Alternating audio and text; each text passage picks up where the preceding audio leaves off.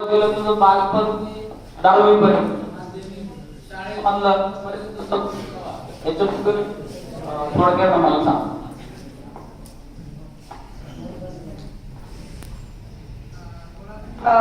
सुरुवात करण्याच्या अगोदर हिंदी बराबर की समझ असेल है ना? तो प्रॉपर सिटी से होंगे, राइट? तो मैं भी ऐसे ही एक बस्ती में जो स्कूल रहता है, छोटा सा प्राथमिक स्कूल, वहाँ पे फर्स्ट क्लास से लेके 4th तक कंप्लीट किया. तो पहले तो शुरू में तो मैं स्कूल में ही जाना नहीं चाहता था, मतलब वापस आता था और घर वाले छोड़ के जाएंगे, मैं फिर वापस आऊंगा. तो उस साल मैं स्कूल गया ही नहीं. तो नेक्स्ट ईयर फिर मैं जब गया तो टीचर ने मुझे चॉकलेट वगैरह देके वहाँ पे मुझे मतलब एंटरटेन करा के मैं उस फिर मैंने फर्स्ट क्लास से जर्नी शुरू किया.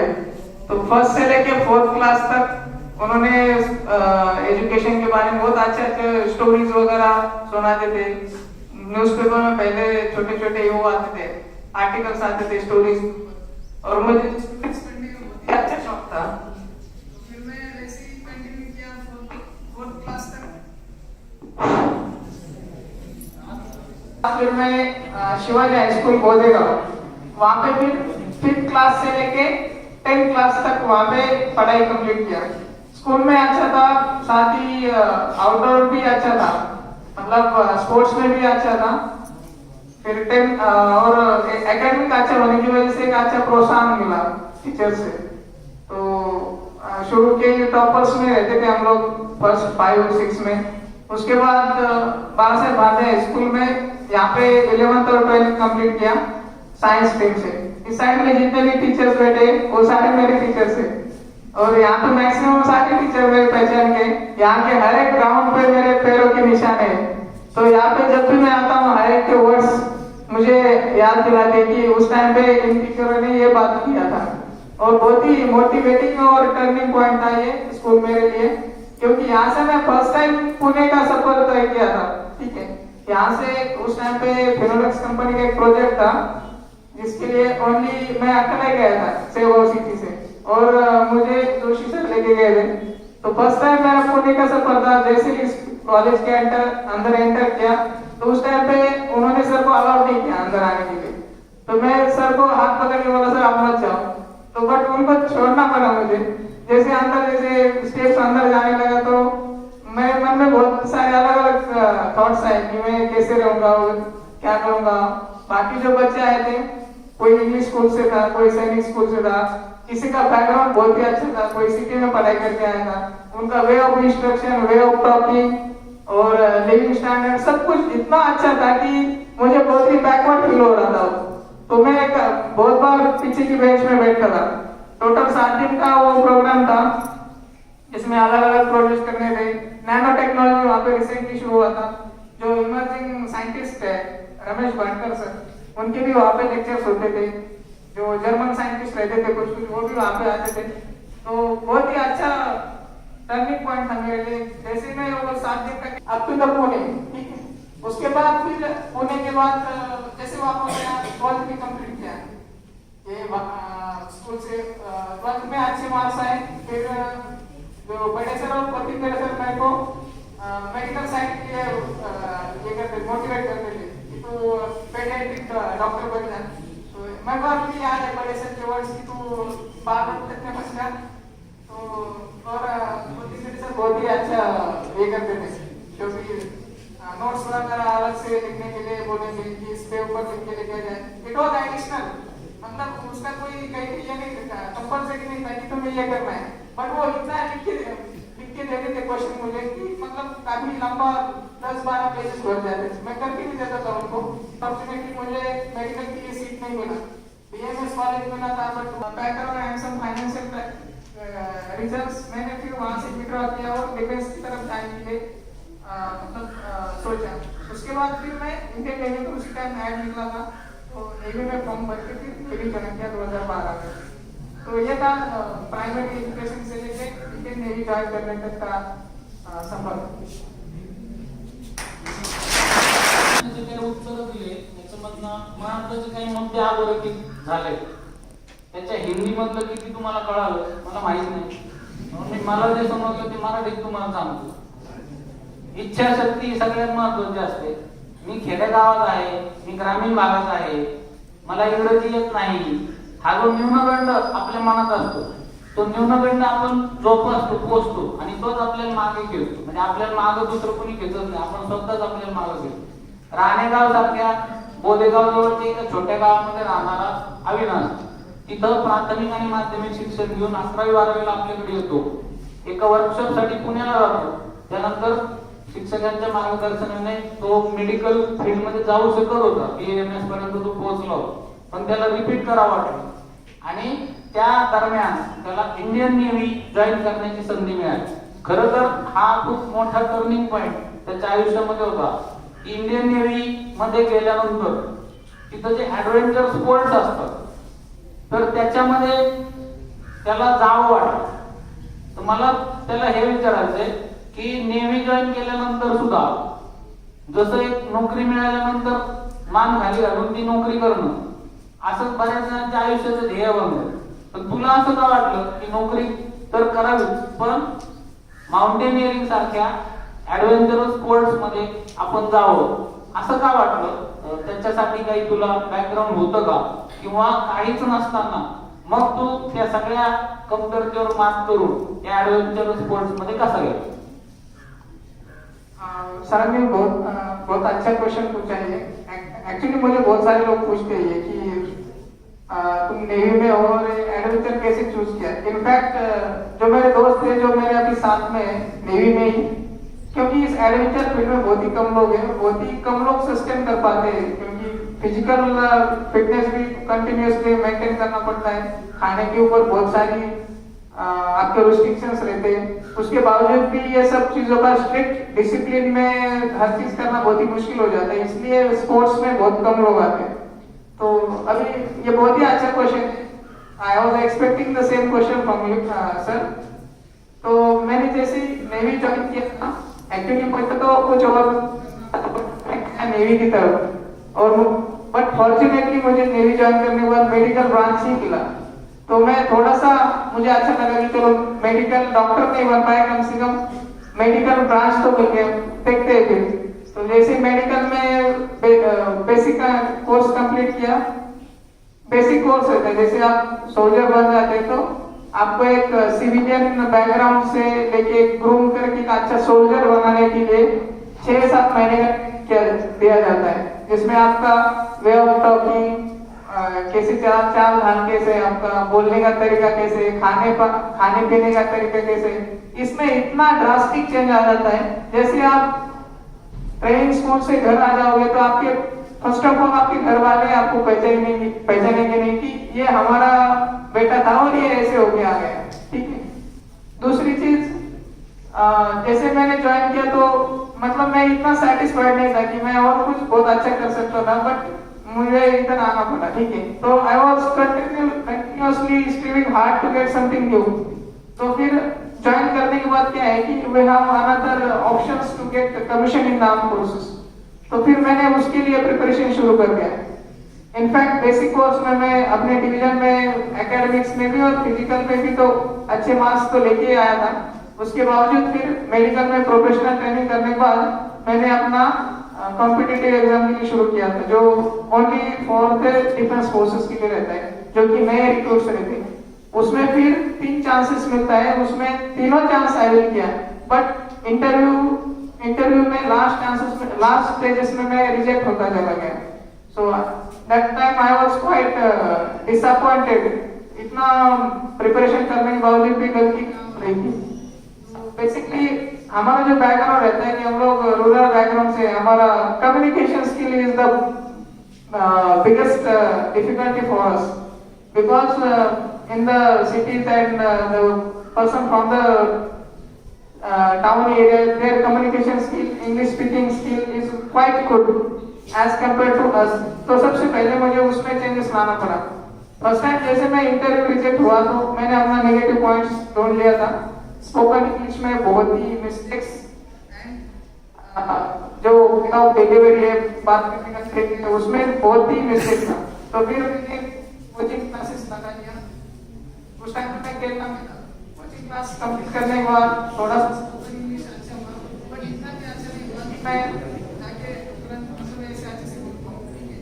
तो उसके लिए आपको वोकैबुलरी अच्छा करना पड़ता है। मैं आपको एक सजेशन देना चाहता हूँ कि आप डोंट इग्नोर इंग्लिश, ठीक है।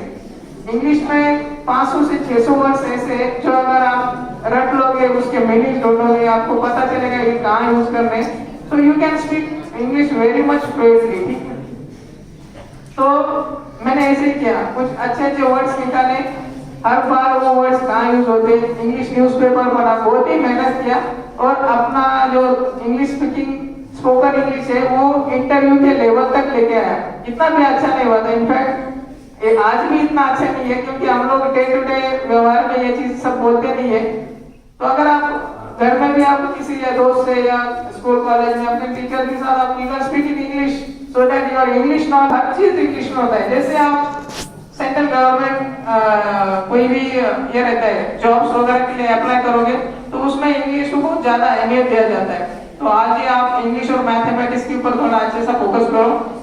तो बट फिर जो हम अभी फिर से सिलेक्शन की तरफ चले जाते हैं। इंटरव्यू में 3 बार रिजेक्ट होने के बाद फिर मैंने सोचा कि अभी तो मेरे पास और टाइम है, बट चांसेस तो चले गए, तो फिर मैं और क्या करूं।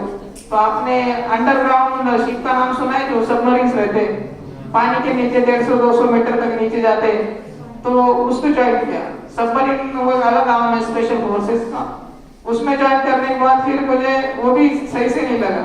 3 महीने ट्रेनिंग उसमें कंप्लीट करने के बाद मैं बोला कि मुझे जो चाहिए वो इसमें नहीं मिलने वाला, तो फिर मैंने उसमें अनविलिंग देके फिर से विड्रॉ किया। उसके बाद मेरा ट्रांसफर गोवा में हो गया। गोवा में मार्कोस ट्रेनिंग सेंटर है, कमांडोज सुने होंगे ना आपने, मूवीज पे देखे होंगे, उनका फिजिकल फिटनेस कितना अच्छा रहता है। तो उस इंस्टीट्यूट में जाने के बाद मैंने थोड़ा सा फिजिकल के ऊपर ज्यादा फोकस किया, और पूरा पहाड़ी एरिया है, जंगली एरिया है, तो बहुत अच्छा लग रहा था ट्रैकिंग करना वगैरह। तो फिर मैं बोला कि इसमें थोड़ा सा पैशन मैं बना सकता हूँ। तो फिर उतने में ही एक दो महीने के बीच में एक सिग्नल आता है कि volunteers require for monitoring courses and expeditions. तो मैंने ऐसे ही नाम मेरा फॉरवर्ड किया था कि मुझे आई वाज नॉट एक्सपेक्टिंग कि my name could appear in that list. So fortunately I got an opportunity to go for the expedition, and expedition जाने के बाद my performance in the first expedition with no previous exposure। आप लोगों ने बर्फों के पहाड़ देखे, और इनफैक्ट 1 या 2 लोगों ने देखे होंगे, जो भी हल्का सा स्नो गिरता है मनाली वगैरह साइड में, ठीक है। बट बर्फों के पहाड़ मतलब एकदम हार्ड ब्लू आइस, जिसमें आप अंदर तक 1-2 फीट तक देख सकते हैं, ठीक है। ऐसे बर्फों के पहाड़ रहते जो हिमालय में रहते हैं, हमारे इधर तो ओनली छोटे छोटे पहाड़ हैं। तो उसमें चला गया, फर्स्ट एक्सपीडिशन मेरा अच्छा रहा और परफॉर्मेंस भी अच्छा था। तो फिर मेरे को with in 1 month I was called for the second expedition. After second expedition the performance was quite good as compared to the first expedition, and then I was called for the Mount Everest. Before that I did not completed any mountaineering courses, तो मुझे फिर mountaineering courses के लिए भेजा गया with on priority. फिर course complete करने के बाद फिर माउंटेनियरिंग माउंट एवरेस्ट किया।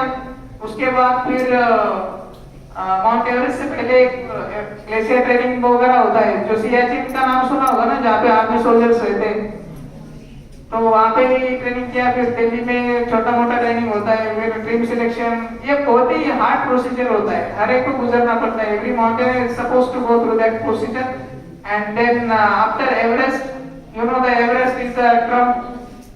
Everest ही जो कोई एवरेस्ट करता है उसको एक अलग से रिकॉग्नाइजेशन मिल जाता है। माउंटेनियरिंग फैटर्निटी में उनको अलग से थोड़ा सा ये लोग कंसीडर करते हैं माउंटेनर्स की, इनका एक्सपीरियंस मैटर्स करता है। एवरेस्ट सक्सेसफुली करने के बाद फिर ट्राई सर्विसेज में, जिसमें आर्मी, नेवी और एयरफोर्स ये एक्सपीडिशन करता है, उसमें भी सिलेक्शन हो गया।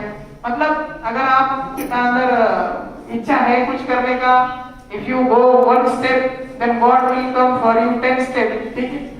तो मैं ऐसे ही कंटिन्यूअसली चलता गया, मैं रुका नहीं कहीं, और still I am trying to do something better in my life. तो मैं कहने का यही बताना है आपको कि यू डोंट स्टॉप, थोड़ा थोड़ा कुछ ना कुछ डे टू डे करते जाओ, आपको कुछ ना कुछ अच्छा जरूर मिलेगा। जिस जगह पे अगर जिस पॉइंट पे आप रुक जाओगे उसके बाद सक्सेस मिलना बहुत मुश्किल हो जाता है, क्योंकि हमें नहीं पता कि आगे और कितना जाना है। तो माउंटेनियरिंग में ऊपर क्या होता है, जैसे ही हम हाई एल्टीट्यूड पे जाते हैं, यहाँ पे साइंस के स्टूडेंट्स है, as the height increases the pressure decreases, right? Once the pressure decreases then the air molecules get separated, distance बढ़ जाता है, एयर मॉलिक्यूल सेपरेट हो जाएगा तो क्या होगा, ऑक्सीजन का जो रेट ऑफ ऑक्सीजन है वो डिफ्यूज कम होता जाएगा। तो हम जैसे ब्रीथ कर रहे हैं तो उसमें ऑक्सीजन के पार्टिकल्स बहुत कम आएंगे, ऑक्सीजन के पार्टिकल्स कम आएंगे तो सांस जल्दी खुलेगा, सांस जल्दी खुलेगा तो हम लोग थक जाएंगे जल्दी, because we can't live without oxygen, है ना। और दूसरी चीज, बॉडीज में बहुत सारे बायोलॉजिकल फिजियोलॉजिकल चेंजेस आ जाते हैं, जैसे कि कम से कम ऑक्सीजन को बाइंड करने के लिए रेड ब्लड सेल्स का बढ़ना, हीमोग्लोबिन का बढ़ना। Once the hemoglobin increases, then what happen? The oxygen blood thickness increase, ठीक है, blood thickness increase हो जाएगा तो it affects on your arteries, arteries के ऊपर अफेक्ट करेगा तो ultimately your blood pressure will increases, ठीक है। तो ऐसे कुछ सारे चेंजेस आ जाते हैं बॉडीज में। किसी को लंग्स में पानी भर जाता है, किसी को ब्रेन में पानी भर जाता है, ये सब मेडिकल इम्प्लीकेशन आ जाते हैं। उसके बावजूद भी हाई एल्टीट्यूड पे आपको एक अच्छा बन के रहना पड़ता है। किसी को हेलुसिनेशन होता है, किसी का बिहेवियर में चेंज आ जाता है, तो ये सब चीजें मेरे साथ बहुत ही कम होता था। इसी that was the reason I got selected for the Everest.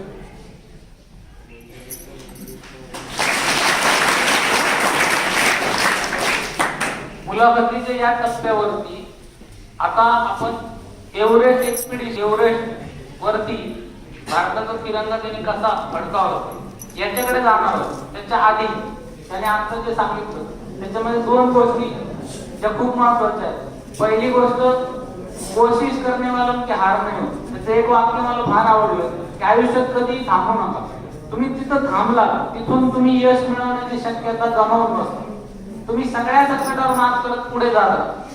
त्याने सांगितलं माझं कम्युनिकेशन स्किल खूप पुअर, आपल्या सगळ्यांचाच तो प्रॉब्लेम आहे, आपल्याला समोरच्याच्या डोळ्यात डोळे घालून बोलणं अजूनही जमत नाही। आणि दुसरी गोष्ट, आपल्याला इंग्रजी येत नाही याचा न्यूनगंड आपल्याला प्रचंड मोठा होता। आई आपल्याच कॉलेजचा, आपल्याच गावातला होता, आज तू जे फ्लुएंटली इंग्रजी बोलतोय त्याच्या मागे त्याची परिश्रम आहे। आणि तुम्हालाही या सगळ्या परिस्थितीतून जायचंय, तुम्हाला जेव्हा इंटरव्ह्यू द्यायचा आहे तेव्हा तुम्हाला इंग्रजी मधनं कदाचित उत्तर द्यावे लागतील, आणि मग त्याच्यासाठी तुम्ही आतापासून प्रिपेअर झालो। मला एक रिलेटेड किस्सा आठवतो। तेजस्वी सातपुते जी IPS आता सोलापूर ग्रामीणला जिल्हा पोलीस अधीक्षक म्हणून काम करते, तिचं UPSCचं इंटरव्ह्यू होता आणि तिने इंटरव्ह्यूचं माध्यम मराठी निवडलं। तिला तिचा इंटरव्ह्यू सुरू झाला, तिला पहिला प्रश्न मराठीतनं विचारला, तिला त्याचं उत्तर आलं नाही, तिने सांगितलं सॉरी मला याचं उत्तर माहिती नाही। दुसऱ्या प्रश्नाचं उत्तरही तिला सांगता आलं नाही, तिसऱ्याही प्रश्नाचं सगळं तिला उत्तर सांगता आलं नाही। आपल्यासारखं कोणी असतं तर आपण आपला आत्मविश्वास गमावून बसलो, आपल्याला वाटलं असतं की 3 प्रश्नाचे उत्तर आले नाही आता आपण नापास होतो, पण तिच्या चेहऱ्यावरचा हसू आणि आत्मविश्वास तिला मात्र कमी झाला नाही। चौथा प्रश्न तिला विचारल्यानंतर तिने परीक्षकांना विचारलं की can I answer in English, मी इंग्रजीतनं उत्तर देऊ शकते का? तर त्यांनी विचारलं की तू तर इंटरव्ह्यूची भाषा मराठी निवडली आणि मग तू आता इंग्रजीतनं का उत्तर द्यायचं तुला? तर तिने UPSCच्या पॅनलला न घाबरता सांगितलं की तुम्ही जे मराठी बोलताय ते माझ्यापर्यंत पोहोचत नाही, म्हणजे तुम्ही चुकीचं मराठी बोलताय, हेच तिने फक्त पोलाईट भाषेत त्यांना सांगितलं। आणि मग त्यांनी तिला परमिट केलं आणि पहिले 3 प्रश्न त्यांनी जेव्हा इंग्रजीतनं विचारले तिने 3 प्रश्नांची उत्तर दिली आणि तिने हे पण दाखवून दिलं की तुम्ही मराठीतनं हे असे विचारायला पाहिजे। This is called the level of confidence. हा आत्मविश्वास या शाळेतले सगळे शिक्षक करतात, प्राथमिक शाळा असो माध्यमिक असो, आमच्या समोर असलेला प्रत्येक विद्यार्थी त्याच्या आयुष्यात त्याच्या क्षेत्रामध्ये टॉपला जावा एवढीच फक्त आमची इच्छा असते।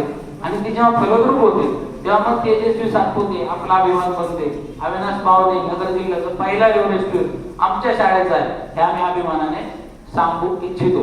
आता आपण सगळ्यात थरारक भागाकडे जाणार आहोत आणि तो म्हणजे एव्हरेस्ट वरती जायची सुरुवात ते एव्हरेस्ट वरती भारताचा झेंडा फडकवण्याचं भाग्य अविनाशला लाभलं. आपल्याकडं त्याची पीपीटी आणि त्याचे काही व्हिडिओज आहेत, पण दुर्दैवाने ते आपल्या प्रोजेक्टरला मॅच काढले नाही, त्यामुळं ते आता आम्ही काढलेलं. हिमदंश काय असतो तर तुमच्या इतकले पाय जेव्हा त्या बर्फामध्ये धसतात खचतात आणि त्या बर्फाचं इन्फेक्शन होतं तर तुमचे पाय बधीर झालेले असतात, तुम्हाला ते वेदना जाणवत नाही, पण ते विष इतकं भिंत की पाय कापून टाकावा लागतो, दुसरा पर्याय नाही. आणि त्यांनी तर मला म्हणजे माझ्या अजून अंगावर काटा येतो ऐकताना की तो म्हणे आम्ही जेव्हा वर जातो तर जितकं उंच जातो, त्याने आता इंग्रजीत सांगितलं तुम्हाला की वर तसं तसं ऑक्सिजन हवा विरळ होते, ऑक्सिजन कमी होतो, शरीरात कमी ऑक्सिजन गेला की दम जास्त लागतो, माणसाची मानसिक अवस्था बिघडते, त्याला भात व्हायला लागतात, तो काहीतरी बडबड करायला लागतो, त्याला आपण एरवडा इफेक्ट म्हणतो, डोक्यावर परिणाम होतो आणि असं त्याने जे हॅल्युसिनेशन शब्द वापरत ना तर त्याला भास म्हणतात, मराठीत तो भास. काही वेगवेगळे भास व्हायला लागतात, लहान बंदच काहीतरी आढळतो किंवा माणूस चिडचिड करायला लागतो, स्वतःच्या सहकार्यांबद्दलही सहकार्यांशी पण तो वेगळाच वागायला लागतो.